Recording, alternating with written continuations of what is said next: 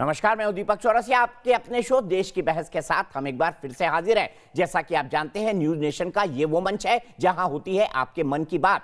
आप जिस मुद्दे को चुनते हैं, हम न सिर्फ उस मुद्दे को पूरे देश के सामने उठाते हैं, बल्कि इस शो में लोग सीधे देश के सामने अपनी बात भी रखते हैं। आज आपने देश की बहस का जो मुद्दा तय किया है वो है, क्या हाथरस में पीएफआई ने भीम आर्मी को मोहरा बनाया था? इसे 71% लोगों ने वोट देकर देश की बहस का मुद्दा बनाना चाहा है। आज इसी पर होगी देश की बहस। इस चर्चा में मेरे साथ एक बड़ा पैनल शामिल होगा, साथ ही दर्शक भी जुड़ेंगे। देश में कोई व्यक्ति या समूह को प्रदर्शन का अधिकार संविधान देता है, मगर प्रदर्शन के नाम पर माहौल बिगाड़ने या फिर साजिश की ईंट जोड़ने लगे तो सवाल उठना लाजमी है। और ये सवाल हाथरस केस में चंद्रशेखर रावण के दल भीम आर्मी की भूमिका पर उठे हैं। पीएफआई को जातीय हिंसा फैलाने के लिए 100 करोड़ रुपए की विदेश से फंडिंग की गई थी। अब पुलिस को संकेत मिल रहे हैं कि भीम आर्मी भी इस मामले में शामिल है। उधर भीम आर्मी पर एक आरोप लग रहा है कि उसके कुछ कार्यकर्ता पीड़िता के परिवार के बीच उनके घर के सदस्य बनकर रह रहे थे और लगातार पीड़िता के परिवार की तरफ से बयानबाजी कर रहे थे। और जब पुलिस ने सुरक्षा के लिए परिवार की लिस्ट बनानी शुरू की तो रहस्यमय तरीके से गायब हो गए। अब जांच हो रही है कि आखिर वो कौन लोग थे। ऐसे में बड़ा सवाल यही है कि हाथरस केस में भीम आर्मी की भूमिका क्या है और क्या वाकई चंद्रशेखर का गैंग इंसाफ की आड़ में कोई थ्योरी सेट कर रहा था।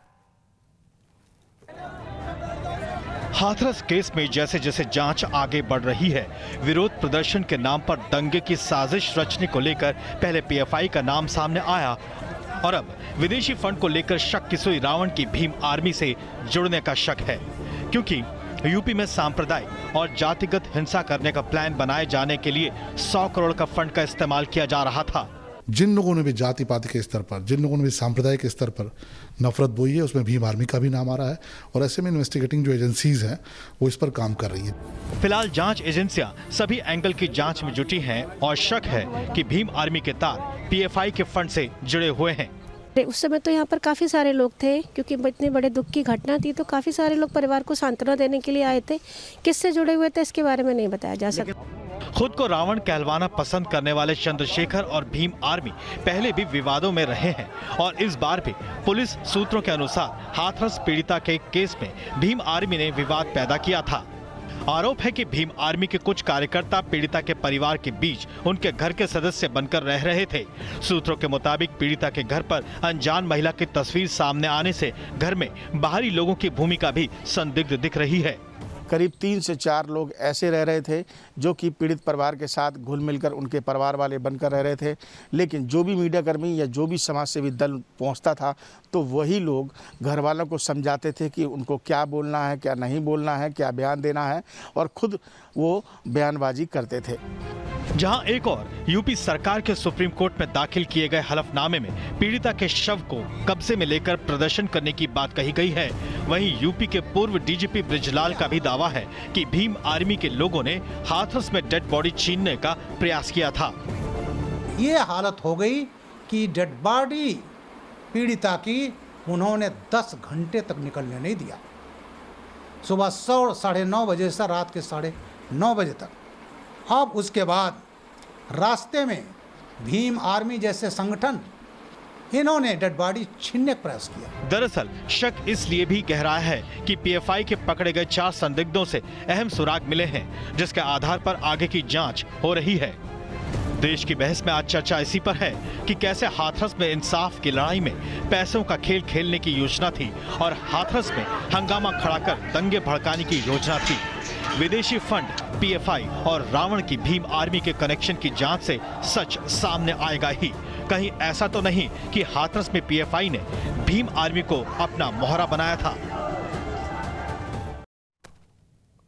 तो देश की बहस में हमारा आज का सवाल इसी से जुड़ा हुआ है, क्या हाथरस केस में भीम आर्मी की भूमिका की जांच हो? आप शो के दौरान इस मुद्दे पर अपनी राय न्यूज नेशन की वेबसाइट, हमारे मोबाइल ऐप, हमारे ट्विटर हैंडल, साथ ही साथ हमारे फेसबुक पेज पर जाकर अपना वोट दे सकते हैं। देखिए सवाल, क्या हाथरस केस में भीम आर्मी की भूमिका की जांच हो, हाँ या नहीं? और मैं आपको ये भी बता दूं कि अगर आपका कोई सवाल है, राय है या इस कार्यक्रम में शामिल होना चाहते हैं, क्योंकि ये देश का इकलौता शो है जो अपने दर्शकों को ड्राइंग रूम से, अपने घर के ड्राइंग रूम से इस राष्ट्रीय बहस, देश की बहस के अंदर शामिल करता है। इसीलिए 9711002266 पर आप अपना मैसेज मुझे भेज सकते हैं। मैं आपको शो में वादा करता हूं, शो में जरूर शामिल करूंगा। सबसे पहले मैं आपको बता दूं कौन कौन से मेहमान हमारे साथ जुड़ रहे हैं। मेरे साथ वरिष्ठ वकील और भारतीय जनता पार्टी के राष्ट्रीय प्रवक्ता गौरव भाटिया जी मौजूद हैं। मेरे साथ कांग्रेस की नेता डॉक्टर रागिनी नायक जो कि नेशनल स्पोक्स पर्सन है कांग्रेस की, वो मौजूद हैं। मेरे साथ विवेक श्रीवास्तव जो कि लेफ्ट के लीडर हैं, वो मौजूद हैं। मेरे साथ डॉक्टर सतीश प्रकाश जो कि एक प्रोफेसर है, दलित चिंतक हैं, वो भी जुड़ेंगे। सबसे पहले रागिनी जी आपके पास आना चाहता हूं। अब तो कई खुलासे हो गए, क्या जल्दबाजी कर दी आप लोगों ने इसको पॉलिटिकल मुद्दा बनाने के लिए? मैं मानता हूं लड़की के साथ जो कुछ हुआ गलत है, पीड़िता के साथ न्याय होना चाहिए, लेकिन जो दूसरी तस्वीर निकलकर सामने आ रही है उसमें ऐसा लग रहा है कि कहीं उसका ही परिवार तो शामिल नहीं है। क्या कहेंगे आप, कहीं जल्दबाजी में यह मुद्दा बन गया? झूठ को अगर बार बार बोलो और बहुत तेज बोलो तो हर बार उसे सच के रूप में प्रस्तुत किया जा सकता है, पर ऐसी कवायद करते हुए वो अक्सर भूल जाते हैं कि काट की हांडी बार बार नहीं चढ़ती। पहले आपकी जो मुख्य रिपोर्ट है उस पर मैं बात करती हूँ। पीएफआई, एसडीपीआई या कोई भी संगठन जो दंगा फैलाने की साजिश कर रहा है, एक बार नहीं, दो बार नहीं, 2017 से इन संगठनों का नाम आ रहा है। कभी दिल्ली में आता है, कभी मुजफ्फरपुर में आता है, हाथरस में आता है। तो 2017 से लेकर अभी तक भारतीय जनता पार्टी के नेता, मोदी सरकार और योगी सरकार इन दंगाइयों के साथ क्यों खड़े थे? इन पर बैन क्यों नहीं लगाया जाता? अगर 2017 से अभी तक सबूत इकट्ठे नहीं हो पाए तो ये किसकी नाकामयाबी है, ये किसका निकम्मापन है? पहला सवाल तो मैं ये पूछना चाहती हूँ। ठीक है, बिल्कुल वैलिड सवाल। आती हूँ, आपने कहा कि ईडी ने 100 करोड़ रुपए का एक सवाल पूछा है कि ये क्या फंडिंग हो रही थी जातीय हिंसा भड़काने के लिए। तो आज ही उसी ईडी ने, देखिए जांच एजेंसियों को एक बहुत बड़ा तबका है देश का जो मोदी सरकार की हाथों की कठपुतली मानता है, और उसी ईडी ने आज ये कह दिया कि 100 करोड़ रुपया फंडिंग के तहत लगाया गया है, हम इसकी पुष्टि नहीं कर सकते, ये बेबुनियाद खबर है। तो अब मुझे बताइए, 2 दिन से माहौल जो बन रहा था जातीय हिंसा का, सांप्रदायिक हिंसा का, बहुत सारे संगठनों को लाग लपेट में लेने का, आज ईडी ने ही कह दिया कि भैया हम तो पुष्टि नहीं कर सकते, आप देख लीजिए क्या है क्या नहीं। और तीसरी और सबसे महत्वपूर्ण बात, दीपक जी ज्यादा समय नहीं लूंगी, मुख्य मुद्दा हाथरस की त्रासदी का है, न्याय का और इंसाफ का। उस मुख्य मुद्दे को योगी सरकार लगातार गौण बनाने की कोशिश कर रही है। ठीक है, जवाब ले लेते हैं। कॉन्स्पिरेसी का स्वरूप देकर ये भी किसने, ये ठीक है, जवाब ले लेते हैं। जोड़ दूं, आपने तीनों सवाल उठाए गौरव भाटिया जी। किसने की दीपक जी? गौरव भाटिया जी, बड़ा सीधा सवाल। रागिनी, बहुत वक्त लिया आपने, प्लीज। 3 सवाल उन्होंने पूछे। पहला कि अगर हाथ है तो बैन क्यों नहीं है? दूसरा, क्या आप मूल मुद्दे को दबाने के लिए एक नया नैरेटिव बना रहे हैं? और तीसरा, बेटी के साथ गलत तो हुआ है, क्या कहेंगे गौरव भाटिया? दीपक जी, तीनों बातों का जवाब दूंगा, लेकिन क्योंकि ओपनिंग मेरा कमेंट है तो सबसे पहले मैं कहूंगा मुख्य मुद्दा क्या है। महिला अस्मिता का मुद्दा है।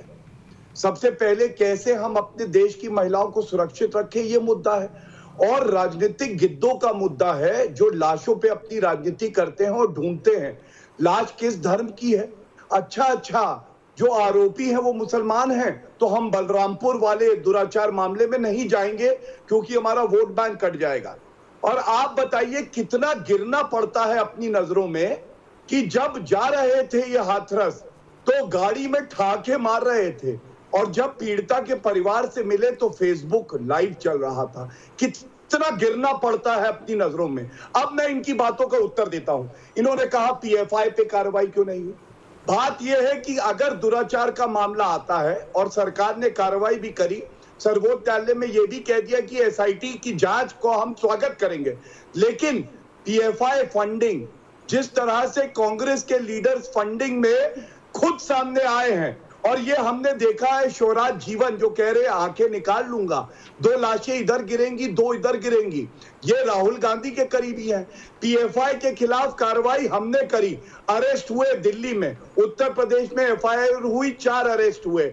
लेकिन कर्नाटका के चुनाव याद करिए, पीएफआई के जितने मेंबर थे जिनके खिलाफ आतंकवाद के संगीन अपराध थे, उनके मुकदमे वापस किसने लिए? इन्होंने लिए। दूसरा, 2009 और 10 में यूपीए को रिपोर्ट दी गई, डोजियर दिया गया, पीएफआई को बैन कर दो। 5 साल इन्होंने तो नहीं किया। झारखंड की सरकार बीजेपी की जब थी, हमने पीएफआई को बैन किया। हमारी यहाँ पे साथी हैं, उनको सिलेक्टिव एमनीसिया है, ये गजनी हो जाती है, भूल जाती हैं कि क्या सत्य है क्या नहीं। और मेरा एक सवाल है इनसे, बलरामपुर देखिए, क्यों व्यक्तिगत नहीं टिप्पणी गई? कर रहे हैं। प्रियंका वाड्रा मैंने गांधी गौरव भाटिया के क्यों ऊपर नहीं? कोई व्यक्तिगत टिप्पणी आप नहीं जो की। टिप्पणी ये करनी बदतमीजी हो, करना इनकी आदत मैंने- है हर डिबेट में। दीपक अच्छा, जी, चलिए, अब आप दीपक कृपया जी आ इसको जाइए, न्यूट्रलाइज आ करिए और इनसे ठीक है, बोलिए कि ये मैं व्यक्तिगत रिक्वेस्ट करता हूं दोनों से व्यक्तिगत टिप्पणी नहीं। रागिनी जवाब दीजिए, रागिनी जवाब दीजिए, रागिनी जवाब दीजिए। समाजवादी पार्टी में अपनी सारी बातों को भूल जाते हैं। भाजपा में आके आप भी गजनी बन गए। आप मुझसे ज्यादा बड़े गजनी हैं, घटना है क्योंकि आप वहाँ पे अपनी एक साधु को पृष्ठभूमि जला भूल दिया गए। गया, उस पर अपनी ही टिप्पणी पृष्ठभूमि करेंगे, भूल गए। राजनीतिक गिद्ध जाएंगे बदतमीजी वहाँ पे। मत ये करिए। मेरे सवाल है, ठीक उत्तर है। आप डिबेट में बिलो द बेल्ट बात करते हैं, शिवराज सभ्यता जीवन से बात करिए पे उत्तर और अगर देने का पर्सनल मत बने तो होइए। दे दीजिएगा। संवेदनशील मसला आज है, जो साधु संवेदनशील मारा गया मसला है, अगर उत्तर मैं देने का जवाब बने देना तो चाहती दे हूँ। दीजिएगा। ठीक है, बलरामपुर मैं क्यों जवाब नहीं देना गए? चाहती जवाब देने का दीजिए। बने तो दे सवाल वो दीजिएगा। पूछ रहे हैं, बलरामपुर क्यों नहीं गए आप? मैं जवाब देना चाहती हूँ। मैं ठहाके से आती हूँ। मोदी जी जो खाली टनल अच्छा, में जैसे हाथ हिला प्रियंका हिला के वाड्रा आई ठहाके लगा रहे थे, वो हाथरस क्यों नहीं अच्छा। जा पाए? जवाब दीजिए मुझे। आप मुझे बताइए, योगी आदित्यनाथ जो मुख्यमंत्री हैं उत्तर प्रदेश के, वो वर्चुअल मीटिंग कर लेते हैं, वो क्यों नहीं गए? क्यों नहीं हाथरस के पीड़ित परिवार के आंसू पोंछे? ये इनका जवाब है, राजस्थान सुनिएगा। में जो विपक्ष है, इनका वसुंधरा जवाब राजे सुनिएगा, सिंधिया, साधु जला गजेंद्र दिया। सिंह शेखावत, गुलाब इनका सिंह जवाब है। कटारिया, ये क्यों नहीं गए बारह? बीजेपी ज्वाइन क्यों कर नहीं लीजिए। गए बाड़मेर? बीजेपी ज्वाइन आप करिए। खुद चादर तान के आपके नेता सोते रहते हैं। भारतीय जनता पार्टी के नेता मैं उत्तर सोते दे दूं रहते इनकी हैं। बात। कांग्रेस पार्टी के नेता अगर दुख बांटने एक के लिए जवाब जाते हैं, नहीं आपको देंगी, समस्या मैं है। गारंटी मैं दे तो रहा हूं सबसे आपको। जवाब तो पहले दीजिए बात की रागिनी निंदा जी। करती हूँ। बलरामपुर क्यों नहीं गए ये बता दीजिए रागिनी जी। सवाल तो वैलिड है ना, बलरामपुर क्यों नहीं गए? क्योंकि वहां पर दलित बेटी का बलात्कारी मुसलमान है। इसका जवाब दे दीजिए। ये बता दे, प्रवक्ता है कांग्रेस की, मैं चुनौती दे रहा हूँ। बलरामपुर में भी हमारी बहन थी, दलित थी, किस दिन की घटना है केवल इतना बता दीजिए। जुबान मत हिलाओ, थोड़ी बात सुन लो। रागिनी नायक, बात सुन रागिनी लो, मैं नायक, बताती हूँ। तुमसे पूछ रहा हूँ, किस दिन की घटना है बलरामपुर की, ये बताइए। नेता की तो छोड़िए, प्रवक्ता को नहीं पता होगा। लगातार ये हिंदू खड़ियाली मुसलमान जो आंसू, आप ग्लिसरीन डिबेट के में कर आंसू रहे मत हैं, बहाइए। ये बहुत गलत है। अच्छा नहीं जब लगता, भी- ओछी गंदी जब राजनीति भी- करते हैं। जब भी राजनीतिक आपकी गिद्ध विफलताओं लाश का ढूंढ ठीकरा के, फूटता है, लाशें जब ढूंढ भी के आपका खाना खाने निकम्मापन आओगे। दिखता है, आप राजनीतिक जाति और दुकान चमकेगी सांप्रदायिक हिंसा नहीं, को बीच में ले आते चमकेगी हैं। नहीं। आप कब्रिस्तान नहीं से रागिनी जी, निकलते सवाल तो हैं। वैलिड है ना। मुसलमान देश करने पूछ लगते रहा है हैं। कि आप बलरामपुर आप- क्यों नहीं गए? नहीं, हाँ। सवाल आप ये लगातार, आप भारतीय जनता पार्टी के प्रवक्ता लगातार बौखलाहट में बोलते रहेंगे तो मुझे भी ऐसे ही बोलना हाँ, पड़ेगा। सब बौखलाए। आप सार्थक बहस कराना चाहते सब हो, इतने बौखलाए। हैं तो एक एक करके केवल बोलिए। गौरव जी, बलरामपुर का जवाब दे दीजिए। कांग्रेस, प्रियंका जी, राहुल जी, बलरामपुर क्यों नहीं गए? वहां भी दलित बेटी थी। ये लगातार बोले जा रहे हैं। जवाब दीजिए। आपने मुझसे सवाल पूछा, मैंने भी सवाल पूछा, आप क्यों नहीं पूछ रहे दीपक जी कि नरेंद्र मोदी जी कहीं पर भी क्यों नहीं गए? एक चलिए, टिप्पणी अब मैं क्यों नहीं उत्तर की देता हूं। सार्वजनिक? मैं उत्तर एक देता आंसू हूं। क्यों नहीं बहाया सार्वजनिक रूप से? जिस रात को पीड़िता की लाश को पेट्रोल डालकर अब मैं फूंका उत्तर दे गया, दूं। उसके अगले दिन मोदी जी ट्वीट करते हैं कि कुवैत के आमिर का देहांत हो गया है और अब ये राजकीय लीजिए, शोक मनाना देख चाहिए। लीजिए। ठीक है, भारत मैं में दोनों को, मुझे दोनों उत्तर दोनों पेट्रोल देखिए, डालकर आप फूंक भी दिया, सवाल का जवाब इसका नहीं दे रहे हो शोक गौरव मनाना भाटिया। चाहिए। आपको भी और कैंडिडेट मैं होना दूंगा, चाहिए, पूछिए। अपनी गलतियों को स्वीकार करना चाहिए। लेकिन मेरे शो की खूबी है, शालिनी शर्मा फरीदाबाद से मेरी एक दर्शक जुड़ी हुई है। इकलौता देश का बहस का शो है जो अपने दर्शकों को जोड़ता है। शालिनी, क्या कहेंगी कांग्रेस और बीजेपी दोनों के तर्क सुनने के बाद आप? देखिए सर, ये बहुत सेंसिटिव इशू है, एक बहुत ही दुखद घटना घटी है, पर हम लोगों को जो हम लोग एक आम जो दर्शक हैं, मैं थोड़ा देख के बहुत अजीब सा लगता है कि कैसे इसको पॉलिटिकल बना दिया जाता है, जबकि होना ये चाहिए कि अगर कोई इशू हुआ है, चाहे वो किसी भी स्टेट का हो, चाहे वो किसी भी कम्युनिटी का हो, उसमें सभी लोग एक साथ आवाज उठाएं और जो भी लॉ उसके अगेंस्ट बनाया जाता है, जो भी गलत होता है, तो उसके लिए सब लोग साथ रहे तो वो एक बेहतर होता है। आपसी डिबेट से कोई कंक्लूजन नहीं निकलता है, वहाँ फिर वेट हो जाता है कि अब जो नेक्स्ट जो स्टेट है वहाँ कोई केस होगा तो जो दूसरी पार्टी होगी वो वहां जाके प्रदर्शन शुरू कर देती है। तो ये सिर्फ पॉलिटिकली मुझे लगता है कि चीजें सिर्फ रह गई है, मुद्दा भटक जाता है। जो इश्यू है वो थोड़ा डिस्ट्रैक्ट होती है चीजें फिर। ठीक है, बिल्कुल सही शालिनी जी, मुद्दा भटके ना, पीड़ित को न्याय मिले, यही सबसे बड़ा सवाल है। लेकिन मैं आपको लाना चाहूंगा सतीश प्रकाश जी, ये चंद्रशेखर रावण, आपके जो भीम आर्मी के नेता हैं, रावण किसका आदर्श होगा और क्या नैरेटिव आप दलितों में पैदा करना चाहते हैं? ये चंद्रशेखर रावण टाइप के लोगों का समर्थन करके रावण क्या इस देश का आदर्श हो सकता है? सतीश प्रकाश जी, दो टूक जवाब दीजिएगा, इधर उधर भागिएगा मत। नहीं, देखिए दीपक जी, मैं संपूर्ण दलित मूवमेंट को अगर देखता हूं, जो बाबा साहब की विचारधाराओं पे जो आधारित दलित मूवमेंट है, आप उसमें देखेंगे कि उसमें अत्याचार है, वो शोषण है। सर मान लिया मैंने अत्याचार है, थी, बहुत विक्टिम गार्ड हो गया। मुझे बताइए रावण, लेकिन रावण क्यों इस देश का आदर्श होगा? तो देखेंगे उस मूवमेंट में उनके हाथ में कलम है। हम कलम की ताकत को बात करते हैं। हमने सवाल का जवाब नहीं दे रहे को ग्रहण किया। अरे मुझे बताइए रावण कब से दलितों का आदर्श बन गया? हिंसात्मक सतीश प्रकाश जी, आप जैसे लोग ये चंद्रशेखर रावण को डिफेंड करते हैं, रावण इस देश का आदर्श हो सकता है क्या? सिर्फ इसका जवाब दे दीजिए। क्या रावण इस देश का आदर्श हो सकता है? क्या रावण दलितों का आदर्श है? जवाब दीजिए। इस तो ये नाम क्यों चंद्रशेखर रावण? कौन सा नैरेटिव आगे बढ़ा रहे हैं? सुनिए। अरे भाई दीपक जी, हम तो राम को नहीं मानते, आप रावण तक पहुंच गए। पहले मेरी बात सुनिए ना, आप मेरी बात सुनिए। देखिए, हम अंबेडकरवादी विचारधारा के लोग हैं, हम हिंसात्मक नहीं है। दलितों का जो संपूर्ण आंदोलन है भैया, वो चंद्रशेखर रावण की रैली में जो पत्थर बरसाए जा रहे थे, दिखाइए एक मिनट, प्रोड्यूसर को रिक्वेस्ट करो। सतीश प्रकाश जी, आप बोलते रहिए। ये पत्थर बरस रहे, ये रावण की रैली में पत्थर बरस रहे, देख लीजिए। बोलिए, आप कंप्लीट करिए। शांतिपूर्ण अहिंसक आंदोलन, देखिए ये पत्थर बरस रहे। क्या करता है ये तो उन व्यक्ति से पूछो। मैं यहां दलित मूवमेंट की बात कर रहा हूं, आपने मुझसे दलित मूवमेंट की बात पूछी है ना। दूसरी बात, अभी शालिनी जी ने कितनी बड़ी बात कही। मैं देखिए, एक महिला ने, मुझे नहीं मालूम शालिनी जी कौन है, लेकिन आपको एक कड़वी सच्चाई माननी पड़ेगी, जो इस देश की कड़वी सच्चाई है। जी हाँ, कंप्लीट करिए। दीपक जी, मुझे आपकी आवाज नहीं आ रही। जी कंप्लीट करिए। सतीश प्रकाश जी क्या कह रहे हैं? क्या कड़वी सच्चाई है? कड़वी सच्चाई आज ये है कि रावण को चंद्रशेखर रावण कह के दलितों को असुरों के साथ जोड़ा जा रहा है, इंडियन माइथोलॉजी के। ये राम और रावण जातीय संघर्ष क्या है? एक लाइन में प्रकाश जी, अम्बेडकर ने कभी रावण की पूजा की? राम को नहीं मानते। अरे सर, अम्बेडकर ने कभी रावण की पूजा की? बताइए। हम महाभारत को नहीं मानते, हम सिर्फ देश के संविधान को मानते हैं, बाबा साहब को मानते हैं। आप बाकी चीजें तो कड़वी सच्चाई बता रहा हूँ।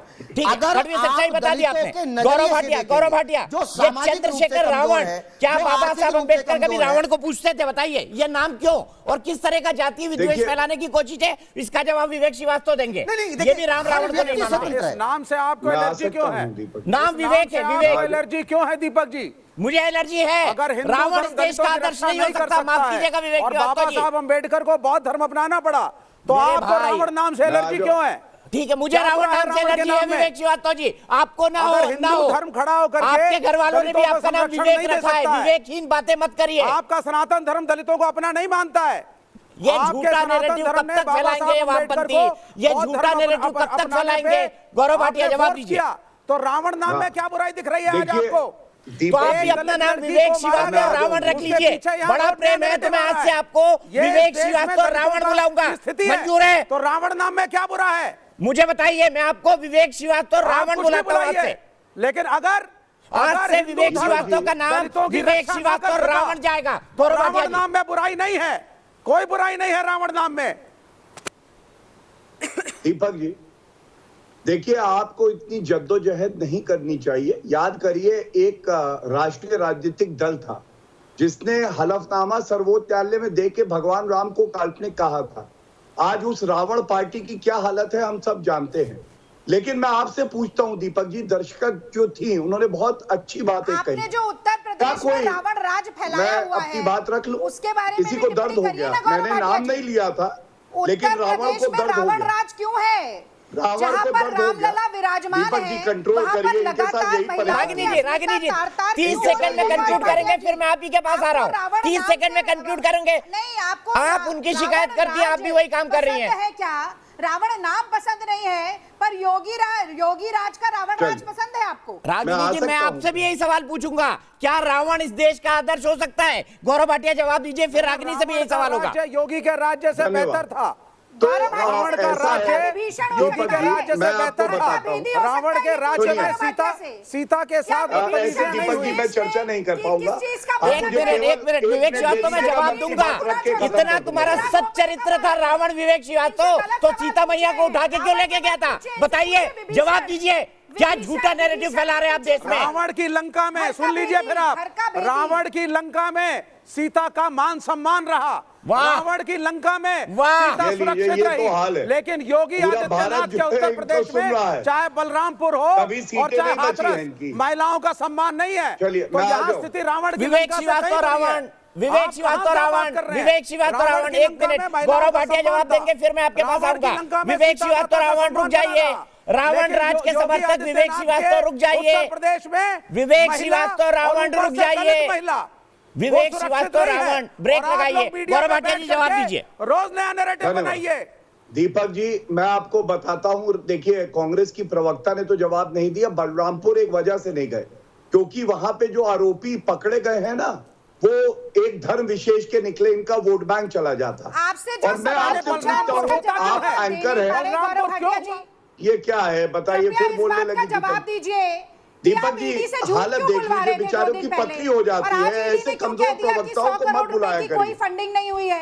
क्या जरूरत है ऐसी कमजोर प्रवक्ताओं को बुलाने की? बैंक क्यों नहीं लगा पाई? बताइए ना। आप जो अपनी बारी तक इंतजार ना कर सके, केवल चिल्लाने आती है, फिर लेडी कार्ड कहेंगी मैं महिला हूँ, मेरा सम्मान नहीं होता। अरे कम से कम आचरण तो महिला वाला करिए, इज्जत तो मिलेगी आपको, लेकिन आचरण वो करिए। दीपक जी मुझे प्लीज हटाइए। रागिनी जी प्लीज, रागिनी जी प्लीज, रागिनी जी ऐसे डिबेट नहीं हो पाएगी। आप इसी बात के लिए गौरव भाटिया की शिकायत कर रही थी। गौरव जी कंक्लूड करिए, क्या रावण इस देश का आदर्श हो सकता है? बताइए। ये कह रहे हैं कि कोई दिक्कत नहीं है नाम में, बोलते रहे ये ना राम को मानते हैं ना रावण को। मेडिसिन तो फिर दुम दबाकर दीपक जी ऐसा होता है कि इटली के जो 50 साल के अपरिपक्व बालक हैं उनके लिए रावण ही आदर्श है, और इसीलिए भगवान राम को काल्पनिक बोला था। लेकिन मैं एक बात कहूंगा और आंकड़ों के साथ कहूंगा, ये अशोक गहलोत का बयान है। महिला यहाँ पैनलिस्ट है कांग्रेस की प्रवक्ता, अगर हिम्मत हो तो उत्तर दे दे, ये बड़ा रेप और छोटा रेप क्या होता है? रागिनी प्लीज, रागिनी दीपक जी मैं नहीं चाहता मैं किसी को ऑडियो डाउन करूं, प्लीज मजबूर मत करिए। गौरव भाटिया, रागिनी जी एक दूसरे पर मत बोलिए प्लीज।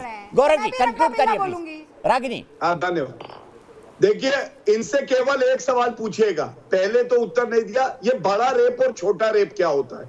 महिला है, मुझे लगता है इनको जानकारी शायद अशोक गहलोत जी ने दे दी होगी। वो बताते हैं उत्तर प्रदेश के हाथरस का रेप बड़ा रेप है और जो राजस्थान में हुआ वो छोटा रेप है। आज एक छोटी हत्या भी हो गई, एक साधु को जला दिया गया, छोटी हत्या। और आंकड़े मैं बता दूं, 5,997 दुराचार के मामले राजस्थान में हुए, 1/3 पॉपुलेशन है, लेकिन पूरे भारत में सबसे ज्यादा अपराध अनुसूचित जाति के लोगों के खिलाफ कहाँ हुआ? राजस्थान में हुआ। ठीक है रागिनी जवाब देंगी। रागिनी जवाब दीजिए। बंटी बबली राजनीतिक जिद वहां नहीं जाएंगे। बताइए बड़ा और छोटा रेप क्या होता है? रागिनी जी रंगा बिल्ला जाएंगे, रंगा बिल्ला टनल में हाथ हिलाएंगे। अच्छा वो राहुल विंची और एंटोनिया माइनो जाएंगे, हिंदी नहीं बोल पाते। की बातें नहीं करनी चाहिए। अरे छोड़िए, ये एनसीआरबी डेटा है मेरे हाथ में, दिखा दीजिए कौन झूठ बोल रहा है। प्रवक्ता जब नहीं थे तब भी रंगा बिल्ला के बारे में बात होती थी। ये लीजिए दिखाइए, इनके मुंह पे थप्पड़ पड़े, इनके मुंह पे तमाचा पड़ना चाहिए, झूठ बोलती है चैनल पर। ये रही एनसीआरबी रिपोर्ट, मैं बहुत एनसीआरबी की रिपोर्ट। मैंने मुद्दे से ना भटके। मुझे रागिनी जी आपने बलरामपुर का जवाब नहीं दिया कि कांग्रेस बलरामपुर क्यों नहीं गई। दूसरा मुझे जवाब दे दीजिए, बड़ा रेप और छोटा रेप क्या होता है? बस नहीं बता पाएंगे। हिम्मत हो, अशोक गहलोत ने शायद इनको बताया हो, ये कांग्रेस की बेटी है, इनको पता होगा छोटा रेप और बड़ा रेप क्या होता है। बहना ये छोटा रेप बड़ा रेप क्या होता है अशोक गहलोत ने बताया है। रंगा बिल्ला से दिहाड़ी नहीं मिलेगी इन्हें आज की रंगा बिल्ला से। ये रागिनी जी व्यक्तिगत ना हो प्लीज, आप दोनों बहुत सीनियर हैं, आप दोनों बहुत सीनियर हैं, व्यक्तिगत ना हो प्लीज। रागिनी बताइए, रागिनी राय आपने दिहाड़ी की बात करी, कितनी दिहाड़ी मिलती है? अगर उत्तर नहीं बना, मैंने आपसे पूछा 6,000 रेप के मामले हैं, अगर हैसियत है तो बताइए। कांग्रेस की प्रवक्ता की अगर हैसियत है तो बता दो 6000 रेप पे क्या कहना है? छोटा रेप बड़ा रेप पे क्या कहना है? बताइए, बलरामपुर क्यों नहीं गए? अच्छा, एक मिनट, व्यक्तिगत ना हो प्लीज, व्यक्तिगत ना हो। रागिनी नायक जी प्लीज, गौरव जी प्लीज, मैं दोनों को ऑडियो खत्म करके मैं फिर दर्शक के पास चला जाऊंगा। शालिनी ठाकुर गाजियाबाद से मेरी एक दर्शक जुड़ गई है।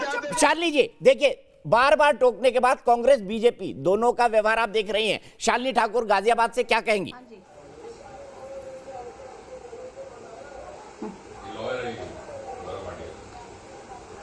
हाँ जी दीपक जी, हेलो जी बोलिए बोलिए, आपकी आवाज आ रही है बिल्कुल।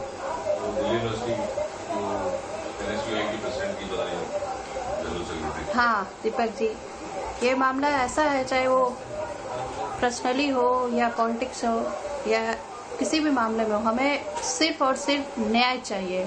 हमारे देश की बेटी के साथ जो कुछ भी हुआ है, महिलाओं के लिए, अगर ये राजनीतिक है या पारिवारिक है तो भी ये शर्म वाली बात है। इसलिए हमें उसे न्याय दिलाना है, बिल्कुल न्याय दिलाना। और शालिनी जी, मैं आपकी बात से बिल्कुल सहमत हूं, लेकिन मैं यहां पर चलता हूं सीधे विवेक श्रीवास्तव जी के पास। मेरी गौरव भाटिया और रागिनी से दोनों से रिक्वेस्ट है कि एक गिलास ठंडा पानी थोड़ा सा पी लें। व्यक्तिगत ना हो, अच्छा नहीं लगता। आप दोनों सीनियर लोग हैं, मैं किसको टोकूं और किसको रोकूं? सीधे विवेक श्रीवास्तव जी। विवेक श्रीवास्तव रावण उर्फ रावण, आपको रावण से प्रेम है इसलिए बोल रहा हूँ। विवेक श्रीवास्तव रावण, मुझे ये बताइए कि ये क्यों होता है? नहीं, मुझे ना राम से प्रेम ना रावण से, मैं धर्म को नहीं मानता हूँ। आप मेरी बात को सुन ले पहले दीपक भाई। सर वो आप धर्म को नहीं मानते ना, मैंने आपको उस दिन ऑफर दिया था, धर्म को नहीं आप बीजिंग चले जाइए कैंडल जलाने के लिए, उइगर मुसलमानों के लिए। पहले मेरी भावनाओं को समझिए। टिकट मैं दूंगा, टिकट मैं दूंगा, ऑफर एक्सेप्ट कर रहे हैं। मुहिम नहीं है, आप सुनिए। नहीं, क्या ऑफर? मैं आपको बीजिंग भेज रहा हूँ, वहाँ मुसलमानों पर अत्याचार हो रहा है, कैंडल जलाएंगे।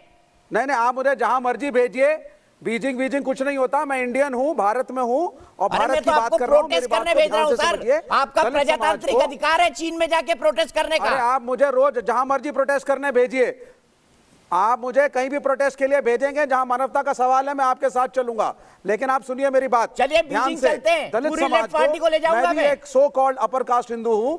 दलित समाज को हमने जस्टिस नहीं दिया है। या आपने नहीं दिया होगा, हमने तो दिया। हम तो बचपन में दलितों के साथ गुल्ली डंडा खेले। दलित समाज आप अपनी कहानी मत बताइए विवेक जी। बात तो नहीं, गुल्ली डंडा नहीं होता सर। इसीलिए बाबा साहब अंबेडकर को हिंदू धर्म छोड़ करके बौद्ध धर्म अपनाना पड़ा। तो आज अगर कोई रावण का नाम दुख में ले रहा है कि राम का सनातन धर्म चंद्रशेखर रावण दुख है, खड़ा नहीं है, चंद्रशेखर रावण दुख है, अगर दुखी होता है, तो आप आज कह रहे हैं कि साहब रावण कहां से आया? रावण नाम हम अपर कास्ट हिंदूज, जिन्होंने दलित समाज के खिलाफ सैकड़ों वर्षों से अत्याचार करे, हमारे कारण आज रावण का नाम फिर खड़ा हुआ है। रावण की लंका में सीता सुरक्षित थी, इस देश लेकिन के दलितों को आरएसएस और बीजेपी के रूल में महिला सुरक्षित नहीं है। ये झूठा नैरेटिव मत फैलाइए देश के अंदर, ये झूठा नैरेटिव मत फैलाइए। इस देश का प्रथम झूठा नैरेटिव नहीं है। इस देश का प्रथम पुरुष कौन है? क्या है वो? मैं जात नहीं लाना चाहता, मैं जात नहीं लाना चाहता। कितने फर्स्ट पुरुष इस देश में प्रथम नागरिक कितने दलित समाज से आए बताइए? कितने सीजीआई बने? गलत है। समाज सिर्फ मात्र एक दो आदमी अगर राष्ट्रपति बन जाते हैं, उसका मतलब यह नहीं कि उनके समाज में तरक्की करनी है। झूठ। आज भी दलित समाज शोषित है, गरीब है, एजुकेशन की जरूरत है, मुझे तो जरूरत है। सबसे ज्यादा शोषित और पीड़ित समाज वामपंथी है, सिर्फ कैंडल जला पाते हैं। हमें समाज में सिर्फ योगी के खिलाफ पड़ेगा, शी जिनपिंग के खिलाफ भी कैंडल जलाइए किसी दिन दिल्ली में। अगर कभी बुरा हो और प्रशासन और सरकार नहीं सुन रही है, तो एक नागरिक के पास कैंडल जलाने के अलावा और क्या अधिकार है? आप बताइए मुझे। तो अभी भी जला लीजिए ना, एक चीन के खिलाफ जला लीजिए, मुसलमानों को मार देते हैं वहां पर। कि एक दलित लड़की को मार दिया गया। विवेक श्रीवास्तव जी, एक चीन के खिलाफ जला लीजिए ना, शो में ही जला लीजिए। बेचारा क्या करे वो? शो में ही जला लीजिए, शो में ही जला लीजिए। चीन में मुसलमानों को मारते हैं। लड़की भारत की लड़की है क्या? चीन में मुसलमानों को मारते हैं, शो में कैंडल जला लीजिए। आप आ जाते हैं हर बार। हमारा मुद्दा हिंदू मुसलमान नहीं है, हमारा मुद्दा दलित समाज का है। आज हमारा मुद्दा औरतों के खिलाफ अत्याचार का है। बलरामपुर कांग्रेस जाए ना जाए, वहां की जो राज्य सरकार है वो फेल हुई है। उनको अपने आप में आकलन करना चाहिए और अपने गवर्नेंस में सुधार करना चाहिए। ये है मैच्योरिटी की बात। और उठा करके रोज एक नया नैरेटिव बना देना उस दलित लड़की को जो पीड़ित जो मर गई, उसके लिए रोज एक नया नैरेटिव। ठीक है गौरव भाटिया, ये आरोप लगातार लग रहे हैं आपकी सरकार पर कि आप झूठा नैरेटिव तैयार कर रहे हैं। अगर तथ्य है तो सामने रखें। विवेक श्रीवास्तव ये लॉजिकल बात कह रहे हैं।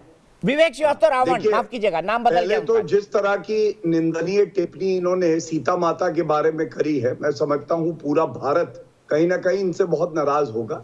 और हाँ, आपने अच्छी बात कही, महिला अस्मिता की बात करी, दलितों के लिए जो है मजबूत हम लोग एक प्लेटफॉर्म दे, वो आगे बढ़े, बिल्कुल। लेकिन ये आंकड़े हैं, राजस्थान में दलितों के खिलाफ क्राइम रेट कितना है आपको पता है? NCRB data 2019 56। आप उत्तर प्रदेश की बात करिए ना सर, जहां आपकी राज्य सरकार है। पिछले सरकार का है सर गौरव सर, हम आपसे बात आपकी सरकार की करते हैं, क्या आपकी आप बात चले जाते हैं। विवेक जी सुन लीजिए ना, आपकी बात सुनी उन्होंने। विवेक जी सुन लीजिए ना, विवेक जी सुन लीजिए, मैं आपके पास आऊंगा। आंकड़े बताइए ना, आपसे मैं कहता हूँ आपकी सरकार यूपी में खराब है, आप राजस्थान चले जाते हैं, तो उनको दुख होने लगेगा। सबसे ज्यादा दलित उत्पीड़न उत्तर प्रदेश में हो रहा है। आप यूपी के आंकड़े दीजिए ना सर, आप उत्तर प्रदेश में बात करिए ना। दूसरों की तरफ एनसीआरबी का डेटा है, मैं पढ़ देता हूं। कांग्रेस की प्रवक्ता बिना तैयारी के आई है, विवेक जी आप ध्यान दीजिएगा, ठीक है। राजस्थान में क्राइम रेट दलित के क्राइम का 56, मध्य प्रदेश में 46, उत्तर प्रदेश में 28, आधा है, और गुजरात में सबसे कम है, ठीक है। दूसरी बात, जब दलित के खिलाफ, महिलाओं के खिलाफ दुराचार हुआ, नहीं पंजाब में सतीश जी, मैं 1 मिनट आपके पास आ रहा हूँ, मैंने बहुत देर से मौका नहीं दिया, कंक्लूड कर लेने दीजिए उनको। मध्य प्रदेश में क्यों नहीं बोले? और अलवर की एक घटना है, अलवर में 7 दिन तक एफआईआर नहीं हुई दीपक जी, आपको मालूम है क्यों नहीं हुई? क्योंकि वहां पे उपचुनाव थे। तो अशोक गहलोत ने कहा पहले उपचुनाव खत्म हो जाए, उसके बाद एफआईआर दर्ज करेंगे। और वो प्रेस की विज्ञप्ति मेरे हाथ में है, मैं दिखा देता हूँ आपको। आपसे सवाल पूछा गया कि ईडी ने झूठ आपसे पूछा, आपने उत्तर दिया। बलरामपुर क्यों नहीं गए? उत्तर दीजिए। चलिए, छोटा रेप बड़ा रेप, उत्तर दीजिए। आप होती कौन है? आप होती कौन है पूछने वाले? दुराचारी पार्टी की दुराचारी प्रवक्ता, आप हमसे प्रश्न करेंगी? आपने अपना चरित्र देखा पार्टी का? पार्टी का चरित्र देखिए। दलितों की लाशों पे राजनीति करने वाली पार्टी हमसे प्रश्न करेगी? शर्म आती है? छोड़िए, शर्म आनी चाहिए आपको। अशोक गहलोत से फोन करके पूछिएगा, ये बताइए बड़ा रेप और छोटा रेप क्या है? अच्छा रागिनी जी, आपने बताया नहीं, आपने बलरामपुर का भी जवाब नहीं दिया। अशोक गहलोत जी की बात का तो दे दीजिए, क्योंकि सबसे पहले मैंने ही 12 की घटना दिखाई थी। रागिनी जी, आपको पता है, ये जवाब दे दीजिए ना, छोटा रेप और बड़ा रेप क्या होता है, इसका जवाब दे दीजिए बस।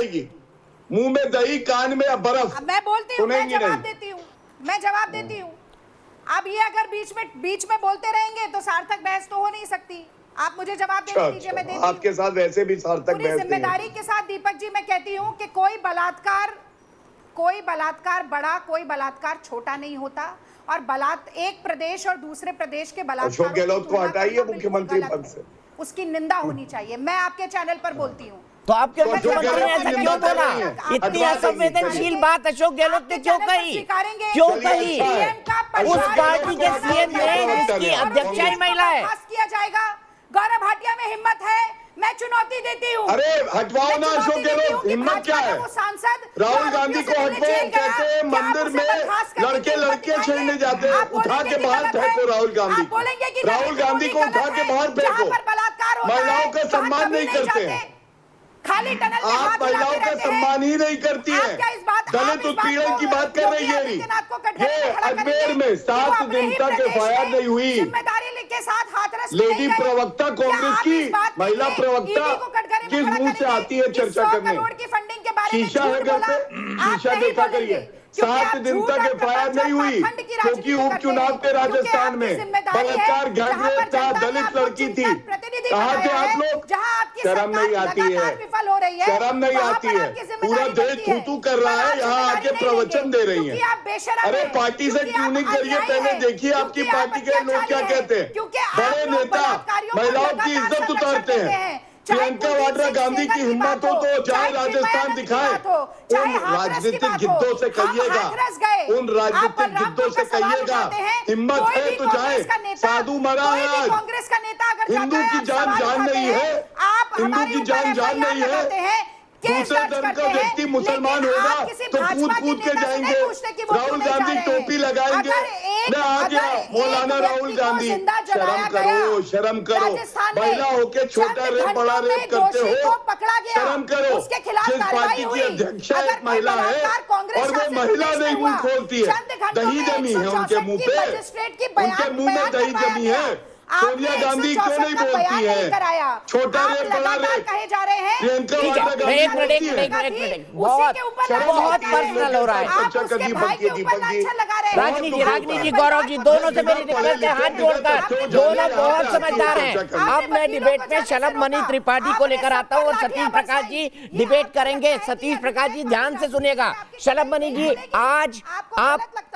आज पीएफआई और भीम आर्मी के लिंक की बात सामने आई, क्या सिर्फ नैरेटिव बदलने के लिए, विमर्श बदलने के लिए, आपके खिलाफ जो माहौल बदलना है उसके लिए आप नए नए नैरेटिव रोज सेट कर रहे हैं? बताइए शलभ मणि जी, क्या सबूत है? अगर सबूत है तो बताइए। आज दीपक जी, ये तो पूरा देश और पूरा प्रदेश जानता है कि किस तरह से कुछ लोगों ने लाशों पर गिद्ध राजनीति करने का प्रयास किया।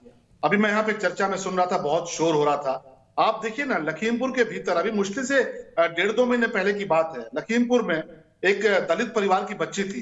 लव जिहाद के नाम पर उसको एक दर्जी का बेटा लेकर गया और लव जिहाद के नाम पर, क्योंकि उस बच्ची ने कह दिया कि नहीं, मेरे पिताजी ने कहा है कि मैं दूसरे धर्म में शादी नहीं कर सकती, मेरी शादी फिक्स हो गई है, लव जिहाद के नाम पर ले जाकर उसका बेरहमी से कत्ल कर दिया गया।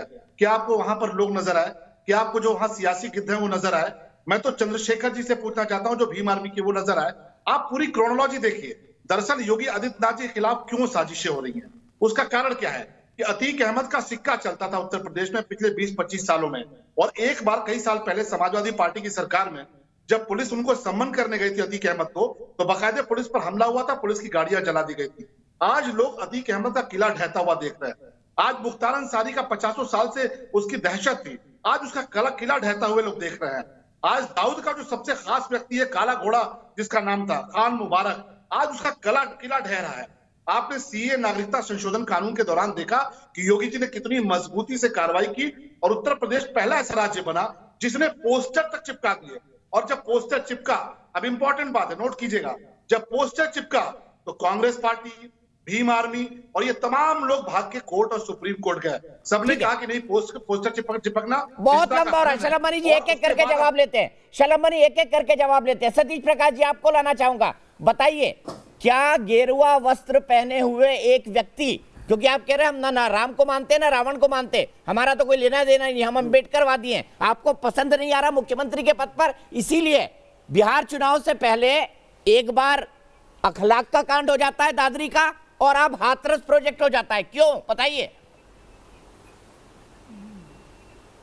नहीं, देखिए, आपने ये कहा कि अगर कोई व्यक्ति गेरवे रंग में है और उसकी क्या छवि है, उसकी जिम्मेदारी ज्यादा बढ़ जाती है ना। आप बताते हैं ना कि अगर किसी व्यक्ति के ऊपर गेरवा रंग चढ़ा दो तो उसके सारे के सारे जो है उसकी नीयत साफ हो जाती है। ये तो मुख्यमंत्री से जाकर के पूछो ना, इस केस में क्या हुआ। देखिए दीपक जी, एक कड़वी सच्चाई है, जो वीकर सेक्शन के लोग होते हैं उनको लैंगिक आधार पे चाहे वीकर हो, चाहे सामाजिक आधार पे वीकर हो, चाहे वो आर्थिक आधार पे वीकर हो, उसमें आपका स्टेट बदलता है, उसमें सरकारें बदलती हैं, उसमें जो रेपिस्ट होते हैं उनकी जाति बदलती है, उनका धर्म बदलता है। नहीं बदलता तो लोगों का नजरिया नहीं बदलता, नहीं, ना उनका वीकर सेक्शन होना बदलता, ना उनका कमजोर होना बदलता।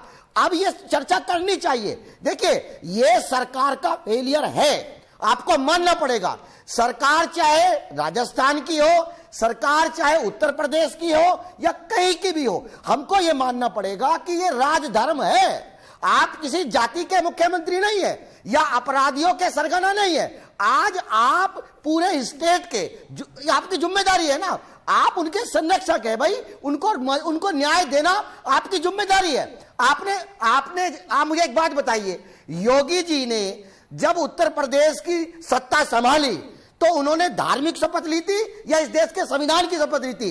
अगर उन्होंने इस देश के संविधान की शपथ ली थी तो उन्होंने यह कहा था कि मैं बिना किसी डर भय के और बिना किसी भेद के जो भी व्यक्ति मेरे पास न्याय कहना क्या चाहते हैं सतीश प्रकाश जी? न्याय दूंगा। पब्लिक स्पीच अच्छी है, कहना क्या चाहते हैं? न्याय के लिए गए तो सुप्रीम कोर्ट बोला है भाई सुप्रीम कोर्ट मॉनिटर कर ले प्रोब को, और क्या बोलेगा मुख्यमंत्री? क्या आप चाहते हैं योगी आदित्यनाथ जाए गांव के अंदर खुद जांच करना शुरू कर दे? क्या मुख्यमंत्री से ये एक्सपेक्ट करते हैं? प्रधानमंत्री खुद जाए खुद जांच करना शुरू कर दे, ये एक्सपेक्ट करते हैं आप?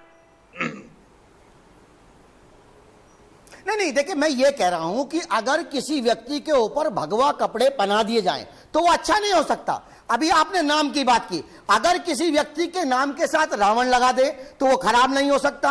अगर किसी व्यक्ति सर मैं तो सोच की बात कर रहा हूँ, मानसिकता की। जो आदमी इस देश के अंदर रावण निर्भया के मामले में एक आरोपी के नाम के साथ राम है ना, इसका मतलब ये नहीं है कि रावण नाम लगाएंगे, रावण के साथ। और विवेक श्रीवास्तव जी कह रहे हैं यहाँ पर कि रावण का शासन तो अच्छा था, सीता मैया को कुछ नहीं होने दिया, अपहरण करके ले गया था। सोच देखिए कितनी गंदी है। बताइए आरपी सिंह साहब, तमाम बीजेपी के लीडर इनके कितने लोगों के साथ राम जुड़ा हुआ है आप बताइए ना। और तमाम राम हमारे घरों में पैदा होते हैं, चाहे जगजीवन राम हो, चाहे आपका रामदास अठावले हो, या पासवान जी हो, तो ये सारी व्यवस्था ये भी आप ही के साथी है। विवेक श्रीवास्तव, सतीश प्रकाश, राजेंद्र नायक एक ही तरफ है, शर्म बनी मीडिया एडवाइजर के तौर पर है मैडम उत्तर प्रदेश सरकार के। आरपी सिंह साहब जवाब दीजिए। देखिए दिक्कत इन सब लोगों को ये है कि एक अच्छा शासन चल रहा है, सुशासन चल रहा है, लोगों तक चीजें डिलीवर हो रही हैं जमीन पर। अरे सुनिए बहन, मैंने आपको बोला टोका नहीं, मैं बहुत टोकूंगा, आप बोलेंगे तो समझे। कृपा करके मत करिए, मैं तू मैं विश्वास नहीं करता। आप मेरे यूनिवर्सिटी की नहीं भाई साहब आप बोलिए, आप बोलिए, प्लीज रिक्वेस्ट है आपसे। अच्छा शासन प्लीज बोलिए, प्लीज बोलिए। अच्छा शासन चल रहा है, अच्छा डिलीवर हो रहा है, नीचे लोगों तक जो जरूरत की चीज़ें मुहैया हो रही हैं, सुशासन है। परंतु दिक्कत यह है कि नहीं, हमें एक नैरेटिव बिल्ड करना, जो अभी आपने कहा बिहार चुनाव से पहले एक नैरेटिव बिल्ड करना था। नहीं तो वहाँ पर वो क्या नाम उनका शिवराज जीवन, वो जाकर क्या कहते हैं, आंखें फोड़ देंगे, हाथ काट दो, तो दंगा कराने जा रहे हैं आप। और इतनी पीड़ा है तो कृपा कर वायनाड भी जाते हैं ना, वहाँ आदिवासी बिटिया का रेप किया इनके अपने साथी राहुल गांधी के, OM जॉर्ज नाम है उनका, रेप किया, आज तक कभी नहीं एक अक्षर नहीं बोला। और इसी साल की घटना, पिछले साल की घटना नहीं है, क्यों नहीं बोले? नहीं बोलेंगे कभी भी, क्योंकि इनको सूट नहीं करता, नैरेटिव नहीं बनता इनका। इनको तो चुनाव के देखकर नैरेटिव बिल्ड करना है। अभी लुधियाना के अंदर ये गए थे पंजाब, लुधियाना में जब ये थे उस दिन रेप हुआ लुधियाना के अंदर। इनसे ये नहीं हुआ कि लुधियाना के रेप के बारे में एक अक्षर बोल देते। मेरा कहना सिर्फ इतना कि रोज तो आपका मीडिया में नया नैरेटिव आ जाता है। सारी कोशिशें हो रही हैं कि दलित लड़की को न्याय ना मिले और योगी आदित्यनाथ को मिले क्लीन चिट। इनका प्रशासन बहुत बढ़िया है, ये आपका नैरेटिव है। फिर लोग अगर खड़े होते हैं तो आप उनके नाम पे चर्चा करते हैं। आप कह रहे हैं साहब चंद्रशेखर रावण के लगते हैं। अरे आप मुद्दे पे आइए। एक दलित अगर पीड़ित है, उसकी संस्थान अगर खड़ी हुई है, आप बात करिए उससे। बोला आपने, आपको पता है आज हिंदुस्तान के, अरे मेरे भाई तुम वायनाड पहुंचते ना, मोहन भागवत कहाँ सो गए? कहाँ सो गए मोहन भागवत? कहाँ पे RSS? विश्व हिंदू परिषद कहाँ गया? कहाँ गया बताइए? केरल में आपके शासन में रेप कैसे हो गया? आप बताइए ना, आपके शासन में रेप कैसे हो गया केरल में? कानून व्यवस्था नहीं संभाल पाते विवेक श्रीवास्तव की पार्टी, जवाब दीजिए। बिल्कुल, केरल में कानून व्यवस्था बहुत बढ़िया है, तो रेप कैसे कर दिया कांग्रेस ने? जो आरोप लग रहे हैं राहुल गांधी आदमी है, जॉर्ज ने किया, फेल्ड आदमी है, अक्षर ना साधु और ना अच्छा मुख्यमंत्री। योगी आदित्यनाथ कुछ भी नहीं है। आपके सर्टिफिकेट से विवेक जी कुछ नहीं होगा। विवेक श्रीवास्तव, रावण आपके सर्टिफिकेट से कुछ नहीं होगा। रागिनी नायक बुलाऊंगा। रागिनी जी, बार बार आपने बलरामपुर का जवाब नहीं दिया। अशोक गहलोत ने ऐसा क्यों कह दिया? और आपकी पार्टी अध्यक्षा की तरफ से एक बयान नहीं आया। आपने ये भी नहीं कहा, आपने ये भी नहीं कहा कि बाकी जगह जहां राहुल गांधी को जिम्मेदारी निभानी थी वो रेप और रेप में भेद कैसे कर सकते हैं? हाथरस का रेप राहुल गांधी के लिए रेप है, लेकिन बलरामपुर का नहीं, बारा का नहीं, अजमेर का नहीं। ये कैसी राजनीति है? लोग जानना चाहते हैं, समझना चाहते हैं। रागिनी जी, लुधियाना का नहीं, वायनाड का नहीं। बहुत ही संजीदगी के साथ और गंभीरता के साथ इन सवालों का जवाब मैं देना चाहती हूँ। आरपी भाई साहब एक मिनट, अब मुझे थोड़ा बोल लेने दीजिए। देखिए, सबसे महत्वपूर्ण बात यह है कि इससे बड़ा दुर्भाग्य देश का नहीं हो सकता। 21वीं सदी में हमारे देश का कोई कोना ऐसा नहीं होगा जहां पर आज भी महिला उत्पीड़न ना हो रहा। हम सरलीकरण बहस का करते जा रहे हैं, नहीं होना चाहिए, लेकिन यदि कोई यौन उत्पीड़न होता है तो उसके बाद सरकार क्या कार्रवाई करती है, यही अंतर है जो आपको अलग अलग प्रदेशों में देखने को मिलेगा। मुझे 30 सेकंड का वक्त दीजिएगा। मैं उत्तर प्रदेश की कुछ चीजें आपको गिनाना चाहती हूँ। पहली बात, एक डीएम का वीडियो आता है जो परिवार के ऊपर दबाव बनाता है, कहता है कि मीडिया चली जाएगी, आप और हम रहेंगे तो ध्यान रखिएगा। उस डीएम के ऊपर कार्रवाई नहीं होती। योगी आदित्यनाथ कहते हैं कि सीबीआई की जांच होगी, 1 हफ्ता होने वाला है, एडवोकेट जनरल कोई नोटिफिकेशन नहीं निकालते। शलभ भाई पहले दिन जब डिबेट में आए थे बहुत अच्छा बोलते हैं, बहुत अच्छी तकरीर करते हैं, लेकिन इन्होंने ही कहा था कि एसआईटी 7 दिन में रिपोर्ट देगी। अब उस एसआईटी ने 10 दिन की और एक्सटेंशन मांग ली है। उत्तर प्रदेश में जब से इनकी सरकार है किसी एसआईटी का कोई निर्णय कभी निकल कर नहीं आता। भाजपा के सांसद जो आरोपियों से मिलने जाते हैं उनके ऊपर कोई कार्रवाई नहीं होती। ये सारा प्रकरण अगर आप देखेंगे तो आपको लगेगा कि संस्थागत रूप से पीड़ितों का शोषण होता है। 30 सेकंड आपके पूरे। शलभ मणि जी जवाब दीजिए, जवाब दीजिए। और प्रदेशों में देखने को नहीं मिलेगा। रागिनी जी ने एक ऐसा सवाल पूछा है, मुझे लगता है जिसका जवाब देश भी जानना चाहता होगा, बहुत से लोग जानना चाहते हैं। इनका ये कहना है कि सीबीआई जांच का नोटिफिकेशन क्यों नहीं निकला। आपकी जानकारी के लिए बता दूं बहन कि उत्तर प्रदेश सरकार ने सीबीआई को रिकमेंड किया, लेकिन क्योंकि इस बीच ये मामला सुप्रीम कोर्ट में पहुंच गया और सुप्रीम कोर्ट में जब ये पहुंचा, सुप्रीम कोर्ट ने एक नोटिस जारी किया, उत्तर प्रदेश सरकार से पूछा कि आप इसमें कौन सा एफिडेविट देना चाहते हैं। तो उत्तर प्रदेश सरकार ने एक एफिडेविट दिया है, आपकी जानकारी के लिए बहुत जरूरी है, जिसमें सुप्रीम कोर्ट में उत्तर प्रदेश सरकार ने कहा है कि अगर न्यायालय चाहे तो सुप्रीम कोर्ट की निगरानी में सीबीआई जांच करा ले, न चाहे तो सीबीआई जांच करा ले। पीड़ित परिवार ये चाहता है कि सुप्रीम कोर्ट की निगरानी में सीबीआई जांच हो, तो आप जो भी करना चाहते हैं सुप्रीम कोर्ट कर ले। हम बस ये चाहते हैं सरकार होने के नाते कि इस पूरे मामले का दूध पानी का पानी होना चाहिए, और जो भी उस बिटिया के हत्यारे हैं, जो भी उस लड़की के हत्यारे हैं, उनको कड़ी से कड़ी सजा मिलनी चाहिए। इन परिस्थितियों में क्योंकि मामला सुप्रीम कोर्ट में है, इसलिए आपको जानकारी होनी चाहिए कि नोटिफिकेशन निकले में सुप्रीम कोर्ट के आदेश का इंतजार किया जा रहा है। जहां तक बात आपने एक डीएम की कही, मैं तो आपसे विनम्रतापूर्वक पूछना चाहूंगा, एक सेकंड रागिनी, मैं आपसे विनम्रतापूर्वक आपसे पूछना चाहूंगा, आज ही अखबारों ने आंकड़े पेश किए हैं कि पिछले 21 महीनों के भीतर राजस्थान में जो बलात्कार के मामले, आप एनसीआरबी के डाटे देखिए, नंबर 1 पे राजस्थान है। दूसरी बात आप देखिए, अशोक गहलोत जी का बयान आया, कितना दुखद बयान कि वो बलात्कारियों के सीधे तौर पे पक्ष में खड़े हुए। एक मुख्यमंत्री बलात्कारियों के पक्ष में खड़े होकर ये कहते हैं कि नहीं, दोनों दलित बहनें अपनी मर्जी से चली गई थी, बलात्कारियों को कोई दोष नहीं था।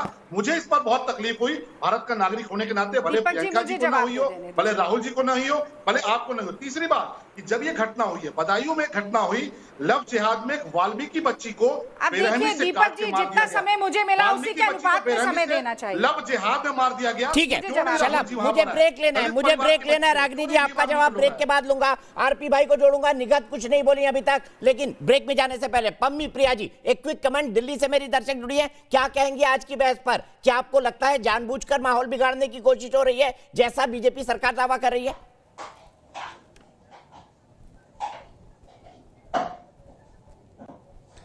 दीपक जी, मुझे ऐसा ही कुछ लग रहा है, क्योंकि जो ये मामला था ये बहुत ही संवेदनशील मामला था, लेकिन इसको जिस तरह से राजनीतिक रंग दिया गया है ये बेहद ही दुखद चीज है।